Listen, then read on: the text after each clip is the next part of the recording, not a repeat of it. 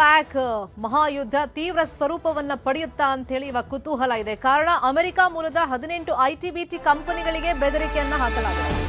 Data ಸೆಂಟರ್ಗಳನ್ನ blast ಮಾಡುವಂತ ಎಚ್ಚರಿಕೆಯನ್ನು ನೀಡಲಾಗಿದೆ. ಆಪಲ್, ಮೈಕ್ರೋಸಾಫ್ಟ್, ಗೂಗಲ್ ಕಂಪನಿಗಳಿಗೆ ಬೆದರಿಕೆಯನ್ನ ಹಾಕಲಾಗಿದೆ. ಮೆಟಾ, ಐಬಿಎಂ, ಎಚ್ಪಿ, ಟೆಸ್ಲಾ ಕಂಪನಿಗಳಿಗೂ ವಾರ್ನಿಂಗ್ ಅನ್ನ ನೀಡಲಾಗಿದೆ. ಯುದ್ಧ ನಿಲ್ಲಿಸದೇ ಇದ್ರೆ ಎಲ್ಲ ಕಡೆ ದಾಳಿ ಮಾಡುವಂತ ಬೆದರಿಕೆಯನ್ನ ಹಾಕಲಾಗಿದೆ.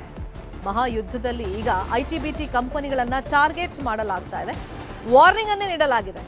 ಅಮೆರಿಕ ಮೂಲದ ಯುಎಸ್ ಬೇಸ್ಡ್ ಕಂಪನಿಗಳು ಯಾವ್ಯಾವ್ದಿದೆ ಆ ಕಚೇರಿಗಳ ಮೇಲೆ ದಾಳಿ ಮಾಡಬೇಕಾಗತ್ತೆ ಅಂತ ಹೇಳಿ ಈಗ ಎಚ್ಚರಿಕೆಯನ್ನು ನೀಡಲಾಗಿದೆ. ಒಂದ್ ಕಡೆ ಜಾಗತಿಕವಾಗಿ ವ್ಯಾಪಾರದ ಮೇಲೆ ಹೊಡೆತ ಬೀಳ್ತಾ ಇದ್ರೆ ಐಟಿ-ಬಿಟಿ ಸೆಕ್ಟರ್ಗೂ ಕೂಡ ಇದೀಗ ಡಾಟಾ ಸೆಂಟರ್ ಬ್ಲಾಸ್ಟ್ ಮಾಡುವಂತ ಧಮಕಿಯನ್ನ ಹಾಕಲಾಗಿದೆ. ಒಂದ್ ವೇಳೆ ಯುದ್ಧ ನಿಲ್ಲಿಸದೇ ಇದ್ರೆ ಈ ಬೆದರಿಕೆಯಂತೆಯೇ ಈ ಡಾಟಾ ಸೆಂಟರ್ಗಳನ್ನ ಐಟಿ-ಬಿಟಿ ಕಚೇರಿಗಳನ್ನ ಟಾರ್ಗೆಟ್ ಮಾಡಲಾಗುತ್ತಾ ಅಂತ ಹೇಳಿ ಕುತೂಹಲ ಇದೆ.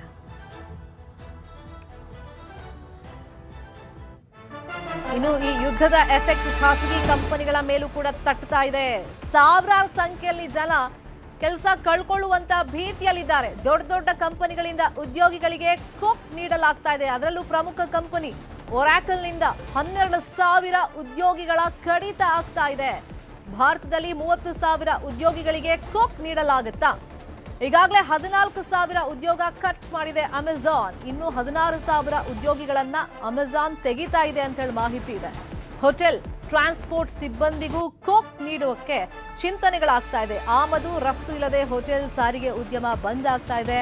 ಲಕ್ಷಾಂತರ ಸಂಖ್ಯೆಯಲ್ಲಿ ಜನ ಯುದ್ಧದ ಎಫೆಕ್ಟ್ ಇಂದಾಗಿ ಕೆಲಸವನ್ನ ತುಂಬಾ ಜನ ಕಳ್ಕೊಂಡಿದ್ದಾರೆ. ಇನ್ನು ಕೆಲವರು ಕೆಲಸವನ್ನ ಕಳ್ಕೊಳ್ಳುವಂತ ಭೀತಿಯಲ್ಲಿದ್ದಾರೆ.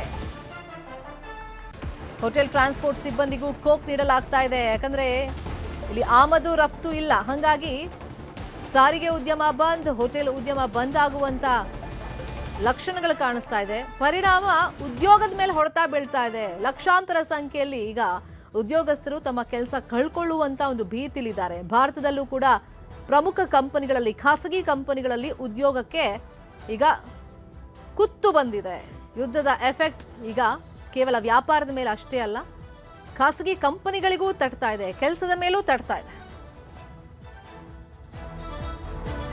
ಇವಿಷ್ಟು ಸದ್ಯದ ನ್ಯೂಸ್ ಅಪ್ಡೇಟ್ಸ್. ಇದೀಗ ವೈರಲ್ ಸುದ್ದಿ ನೋಡುವಂತ ಸಮಯ. ನೋಡ್ತಾರಿ ನ್ಯೂಸ್ 18 ಕನ್ನಡ. ಜಾಲ ನಮ್ಮದು, ಬಲ ನಿಮ್ಮದು.